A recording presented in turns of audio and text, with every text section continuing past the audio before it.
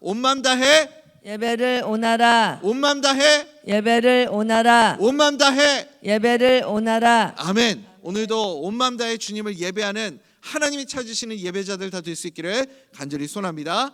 아멘. 사랑하는 우리 대전 명석교회 성도님들, 하나님이 우리를 거룩한 나라 소유된 백성 제사장으로 우리를 불러주신 줄 믿습니다. 우리는 다 제사장입니다. 그래서 하나님이 나를 부르신 그 제사장의 사명을 잘 감당할 수 있는 거룩한 믿음의 백성들이 될 수 있기를 간절히 소원합니다. 레위기 1장부터 7장까지의 내용은 이스라엘의 5대 제사에 대한 설명입니다. 여러분, 이스라엘의 5대 제사 제가 어저께 간단하게 외우는 방법 알려드렸는데 혹시 기억하십니까? 번소화 속속, 번소화 속속. 자세히 설명 안 드릴게요. 번소화 속속. 그래서 어떻게 되죠? 번제, 소제, 화목제, 속죄제, 속건제, 번소화 속속. 이 5가지 여러분 꼭 잊지 마시고 기억하시기 바랍니다. 이스라엘의 백성이라면, 그러니까 하나님의 선택된 백성이라면 이 5대 제사는 무조건 드려야 되는 의무 제사입니다. 자유 제사가 아니고 의무 제사라는 것은 무엇이냐면, 내가 하나님의 자녀가 되었죠, 여러분. 하나님의 자녀라면 무조건 드려야 되는 제사. 그러니까 우리도 하나님의 자녀가 되었기 때문에 우리의 삶에 절대 빠져서는 안 되는 것 중에 한 가지가 무엇이냐면 바로 예배입니다. 예배가 신앙생활의 중심이 되는 겁니다. 사랑하는 우리 대전 명석교회 성도님들, 예배에서 우리가 성공해야 됩니다. 예배에서 말씀 붙잡고 예배에서 은혜 경험하고 예배에서 성령 충만함을 경험하는 하나님의 백성들 될 수 있기를 간절히 소원합니다. 그것이 레위기 1장부터 7장까지 우리에게 주시는 핵심 메시지고요. 8장에서는 어떤 내용이 있었죠? 제사장 취임식이 있습니다. 제사장 취임식을 통해서 이제 이 취임식의 기간이 언제까지 이어지냐면 일주일 동안 취임식의 축제를 갖게 되는 거죠. 축제 기간이 끝나고 나면 비로소 이제 제사장으로서의 직분을, 사명을 감당하게 됩니다. 그래서 오늘 우리가 읽은 레위기 9장 말씀에 이 제사장의 역할에 대해서 구체적으로 설명을 해주고 있습니다. 간단하게 요약하자면, 축약해보자면 제사장의 임무는 딱 2가지로 그렇게 축약이 됩니다. 어떤 것이 있죠? 속죄와 축복, 속죄와 축복. 그래서 제사장은 죄를 사하는 능력이 있고 죄를 사하는 사명을 감당하고, 또 한 가지는 축복하는 역할을 감당을 하게 되는 거죠. 우리도 마찬가지입니다. 우리 하나님께서 나를 제사장으로 불러주셨습니다. 사명을 주셨습니다. 그래서 예배를 통해서 반드시 회복해야 할 것이 있습니다. 그것이 무엇이냐면 우리의 죄 씻음을 회복해야 하고, 그리고 나를 통해서 다른 사람들을 축복할 수 있는 축복의 사명을 감당할 수 있는 하나님의 사람들 될 수 있기를 간절히 소원합니다. 구약에서는 특별한 사람들만 제사장이 될 수 있었습니다. 그래서 하나님이 선택한 레위 사람들만 제사장의 직분을 감당할 수 있었지만, 신약의 관점으로 본다면 모든 성도가 제사장의 이 사명을 감당할 수 있게 되었습니다.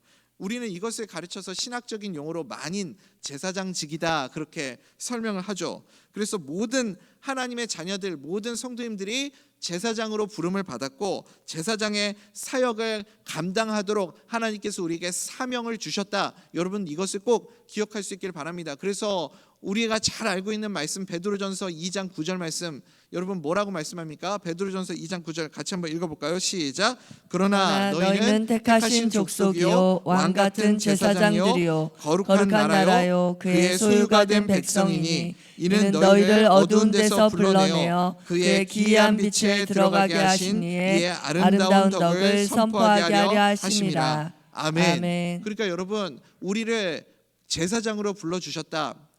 왜요? 나를 통해서 다른 사람들을 축복하고 나를 통해서 하나님의 영광을 드러내는, 복음을 전하는 사명을 전하기 위해서, 그래서 우리를 제사장으로 불러주셨습니다. 그래서 내가 제사장으로서 해야 할 아주 중요한 2가지 임무가 있는데, 그 2가지가 바로 속죄와 축복이라는 거죠.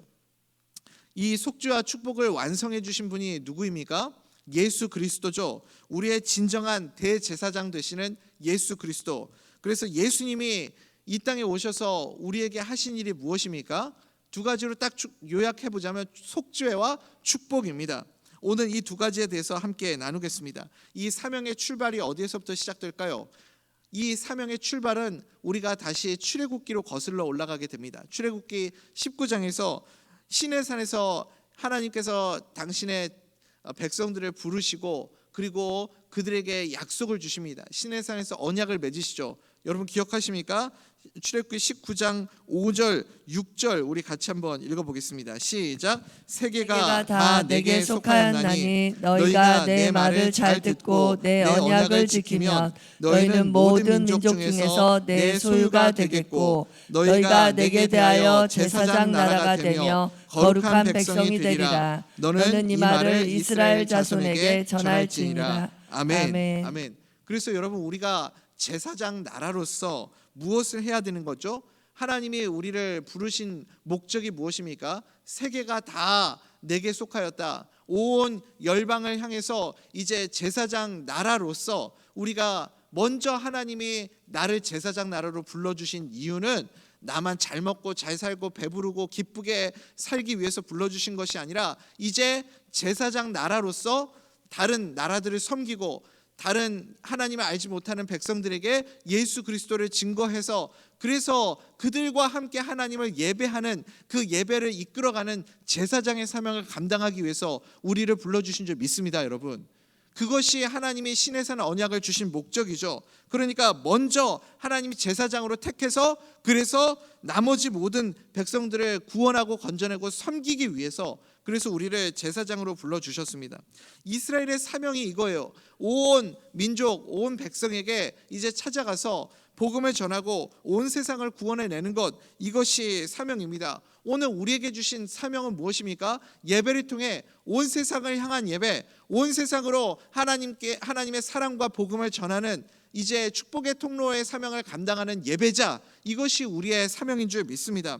그런데 이스라엘 백성들은 이 시내산 언약을 무엇으로 오해했습니까?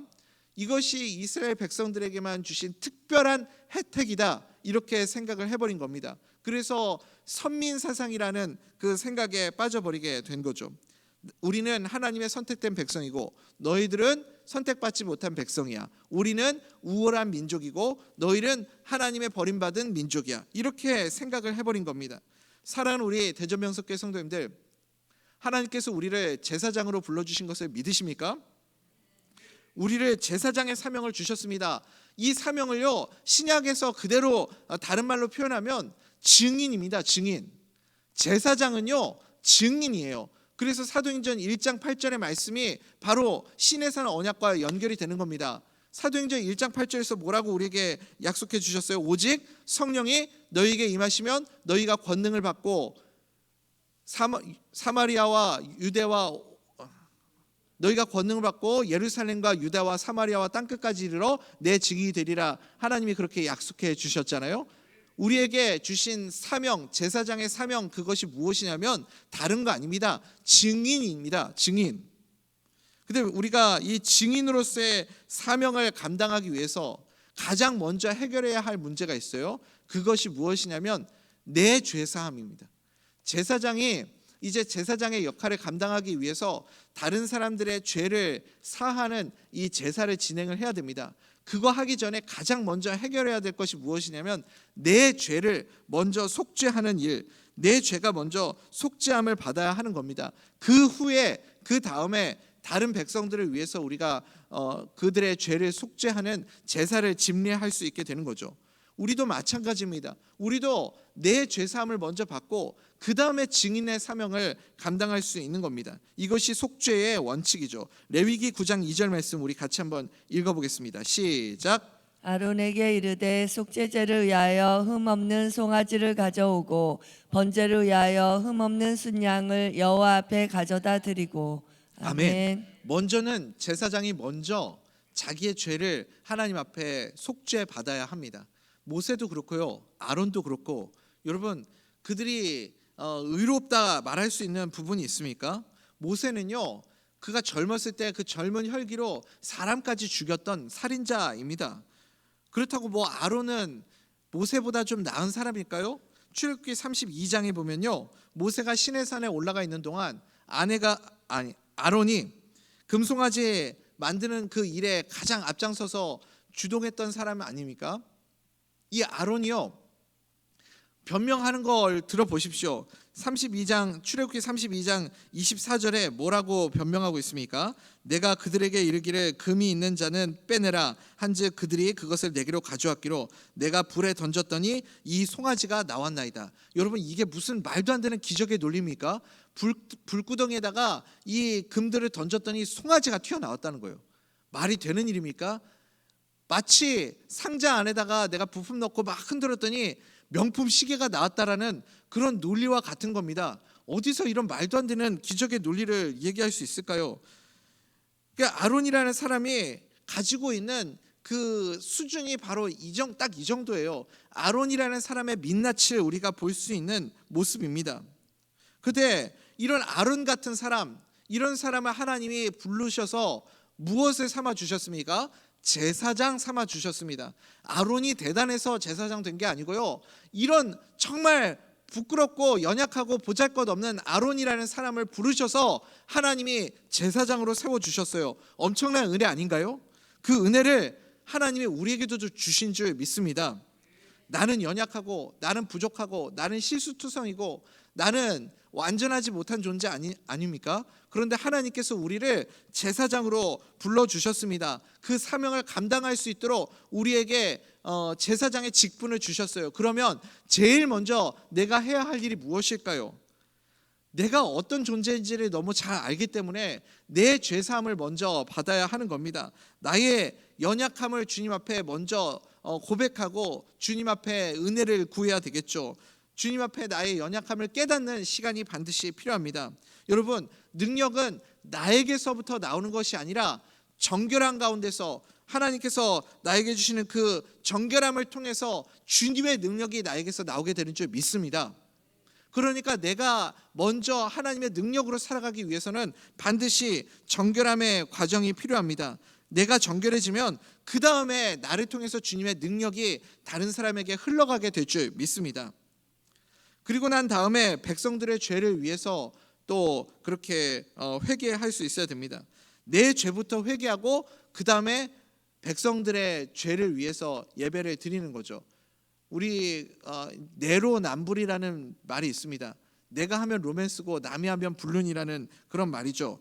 나에게는 한없이 관대하고 남에게는 또 철저하게 그렇게 냉철하게 평가한다라는 겁니다. 우리가 다른 사람들을 바라볼 때는 아주 냉철하게 철저하게 평가하면서 나 스스로에게는 굉장히 관대한 그런 모습들이 있습니다. 근데 우리 안에 이런 모습들이 사라지게 되기를 소원합니다. 남 쳐다보면서 비판하지 말고 먼저 나를 볼 수 있어야 합니다. 오히려 나에게는 철저하고 다른 사람들에게는 관대해질 수 있어야 됩니다. 여러분, 다른 사람들에 대해서 다른 사람의 연약함을 바라볼 때, 부족함을 바라볼 때 우리가 해야 할 일이 무엇이냐면 침묵입니다. 침묵이라는 것은 무관심을 의미하는 것이 아니라 다른 사람들의 그 잘못된 부분들이 내 눈에 띌 때 내가 먼저 정죄하고 평가하고 판단하는 것이 아니라 잠시 주님의 음성을 듣는 시간이 우리에게 필요하다는 겁니다. 우리가 대화하다 보면요, 은근히 다른 사람들을 내리깔면서 나는 정의롭고 나는 의롭고 모든 문제는 너에게 있다, 네가 잘못해서 그렇다, 이런 식으로 이야기하는 분들이 있습니다. 네가 좀 더 잘했으면 잘 됐겠지, 이런 문제가 너가 잘했으면 생기지 않았겠지, 이런 식으로 대화를 유도하는 사람이 있습니다. 이런 분하고 대화를 하면 여러분 어떤 느낌이 드십니까? 불편한 감정이 들죠. 대화하기도 힘들고 같이 있기도 힘들고 같이 밥 먹는 것은 더 곤욕스러운 시간이 됩니다. 그런데 어떤 사람은요, 만나면 편안함을 주는 사람이 있습니다. 어떤 사람이 만나면 편안함을 줄까요? 가만히 보면요, 다른 사람들에게 항상 문제가 있다 이렇게 지적하는 사람이 아니라 어떤 문제가 있으면 자기가 그렇게 먼저 그 문제를 뒤집어 쓰는 사람입니다. 내가 좀 더 짊어지고 가고 내가 좀 더 억울함을 품고 가고, 그래서 대화 가운데서 다른 사람은 높여주고 내가 정의로울지라도 내가 잘못한 것처럼 그렇게 대화를 이끌어가면서 다른 사람을 높여주는 사람, 그럴 때 편안함을 우리가 느끼지 않습니까? 여러분, 어떤 가정이 편안한가요? 편안한 가정은 어떤 가정인가요? 편안한 가정, 평안이 있는 가정을 한번 가서 보십시오. 그 가정이 평안한 이유는요, 반드시 누군가 한 명이 그 평안함을 위해서 모든 것을 짊어지는 사람이 있기 때문에 그렇습니다. 편안하게 만드는 사람이 있는 겁니다. 희생하는 사람이 있기 때문에 그 가정이 평안한 거죠. 그래서 다른 사람 정죄하지 않고 십자가를 지는 사람이 그 가정 가운데 있다면 그 가정은 평안한 가정이 되는 겁니다. 가정에 여러분 남편이요, 내가 미안해, 내가 잘못했어, 내가 다 미안해, 그렇게 얘기하면요, 여러분 그냥 덮고 넘어가 줄 알아야 됩니다. 내가 다 미안해. 그러면 뭐가 미안한데? 뭘 잘못했는데? 라고 거기서부터 짚고 넘어가기 시작하면요, 가정의 평화가 깨지는 거예요. 그래서 여러분 기억하십시오. 속죄의 원리가 무엇입니까? 속죄의 원리는요, 내가 먼저 하나님 앞에 나아가는 겁니다. 내가 먼저 나의 죄를 주님 앞에 올려드리는 겁니다. 그럴 때 우리 안에 평화가 찾아오게 될 줄 믿습니다. 내가 먼저 주님 앞에 나의 모습을 주님 앞에 올려드릴 때 그때 우리 가정에 평화가 찾아오고 우리 교회에 평안이 찾아오게 될 줄 믿습니다. 속죄 없이는 아무것도 회복될 수 없고요, 속죄 없이는 하나님의 기쁨의 예배를 받으시지 않고요, 속죄 없이는 우리 가운데 부흥의 역사도 일어나지 않습니다. 여러분, 평양 대붕의 역사가 어떻게 시작되었습니까? 평양 대붕 운동이 무엇으로부터 이 부흥의 불길이 옮겨붙기 시작했습니까? 다른 거 아닙니다.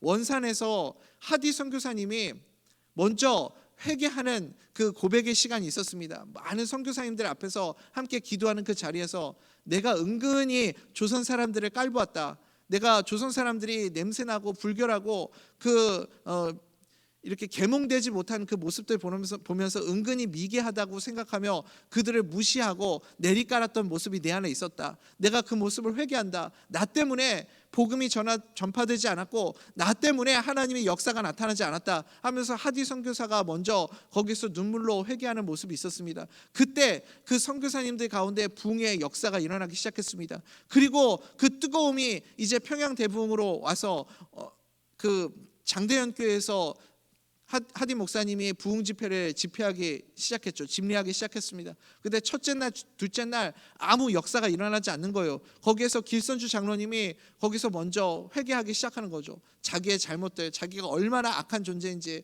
자기가 얼마나 많은 잘못을 저질렀는지 그것에 대해서 회개하기 시작했습니다. 한 사람 한 사람 나와서 자기의 죄를 자복하고 회개하는 그 시간들로부터 거기에서부터 부흥의 불길이 일어나지 않았습니까? 사랑하는 우리 대전명석교회 성도님들, 회개 없는 부흥 없고 회개 없는 하나님의 역사도 없고 회개 없는 예배도 없는 줄 믿습니다. 그러니 우리 가운데 먼저 이 회개의 역사가 일어날 때 우리가 제사장의 직분을 감당할 수 있게 될 줄 믿습니다.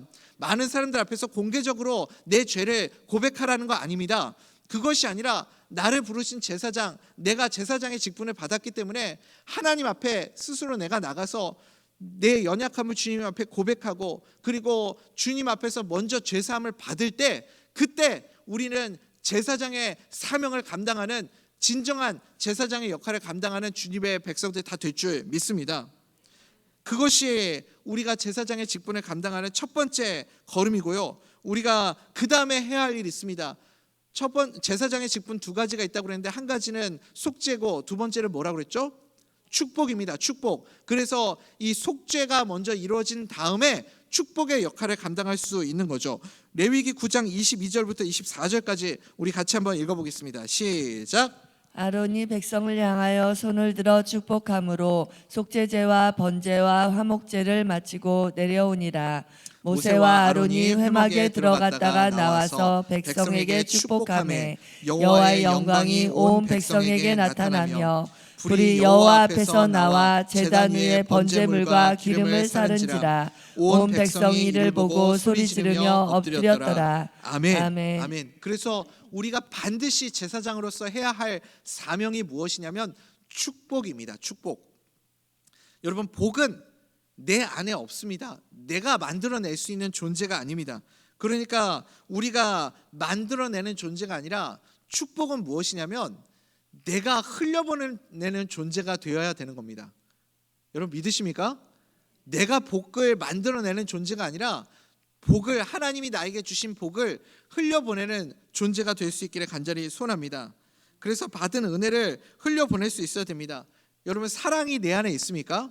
사랑은 내 안에 없습니다. 요한일서 4장 7절 8절 말씀을 보시면, 사랑하는 자들아 우리가 서로 사랑하자. 사랑은 누구에게 속해 있다고요? 사랑은 하나님께 속한 것이니 사랑하는 자마다 하나님으로부터 나서 하나님을 알고 사랑하지 아니하는 자는 하나님을 알지 못하나니 이는 하나님은 사랑이심이라. 그러니까 사랑은 누구에게 속해 있습니까?